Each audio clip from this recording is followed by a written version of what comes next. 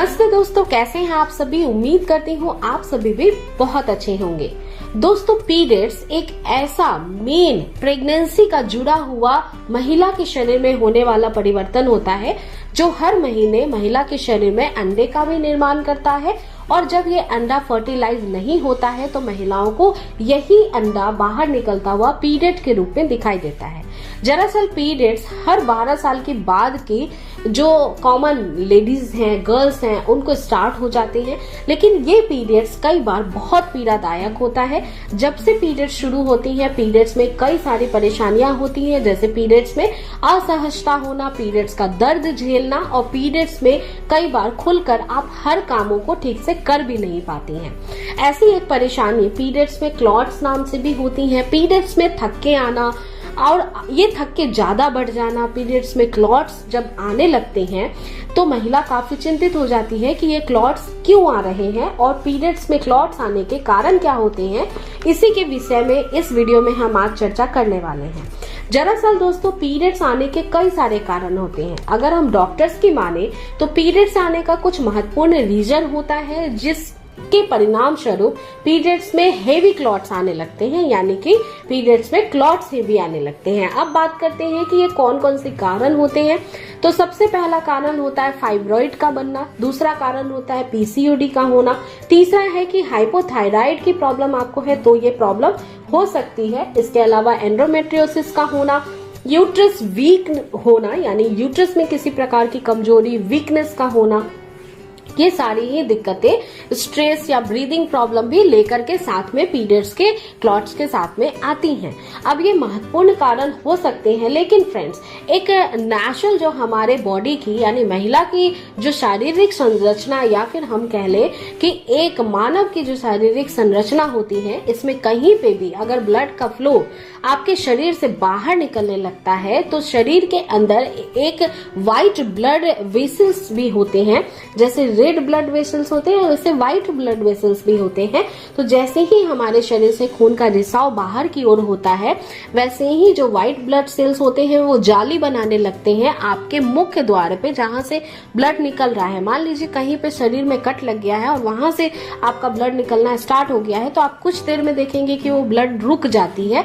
वो इसी वजह से रुकती है क्योंकि शरीर में जो अवयव मौजूद होते हैं, व्हाइट ब्लड वेसल्स, वो जालीनुमा स्ट्रक्चर क्रिएट करते हैं उस पैसेज के माउथ पे और उसे ब्लॉक कर देते हैं ताकि अत्यधिक खून का बहाव शरीर से बाहर नहीं जाना चाहिए।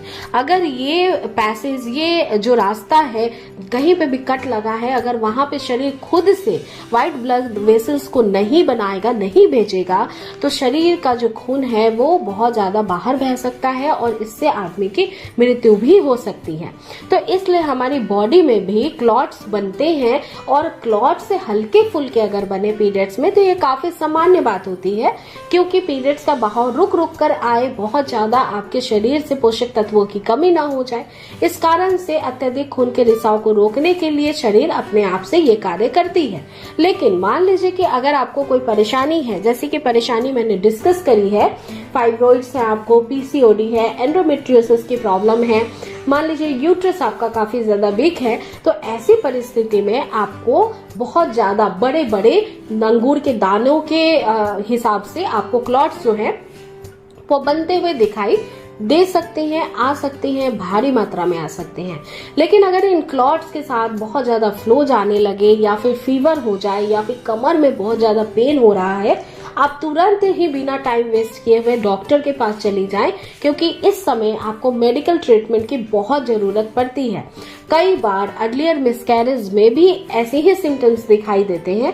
मान लीजिए कि आपको प्रेगनेंसी के लिए आपने ट्राई किया है ओवुलेशन डेज में और आपको प्रेगनेंसी रुकी है, लेकिन बाय चांस वो किसी वजह से स्टेबल नहीं हो पाई आपके यूट्रस के अंदर, तो अर्लियर मिसकैरेज के भी सिम्टम्स कुछ ऐसे ही फील होते हैं। एक्टोपिक प्रेगनेंसी में भी ऐसा देखा जाता है। तो इस वजह से अगर आपको एबनॉर्मल कुछ भी लगे पीरियड्स में, हर समय सामान्यता के तुलना में कुछ भी आपको अलग महसूस हो, ज्यादा क्लॉट्स या ज्यादा हेवी ब्लीडिंग, तो आपको तुरंत ही डॉक्टर से कंसल्ट करना चाहिए।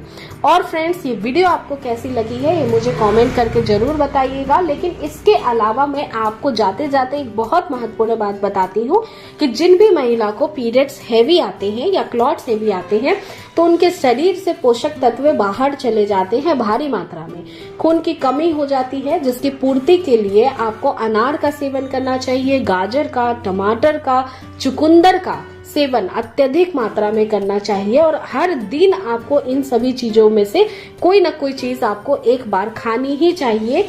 एक कटोरी या फिर जूस का सेवन कर लीजिए या फिर एक अनार का सेवन, इस तरह से आप रिप्लेस करते रहिए और अपने शरीर में कभी भी आयरन की या खून की कमी नहीं होने दें, क्योंकि ये बाद में जाकर गर्भाधारण में भी रुकावटें पैदा करती हैं और आपको स्वस्थ जीवन भी नहीं जीने देती हैं। बहुत सारी बीमारियां इससे उत्पन्न हो सकती है।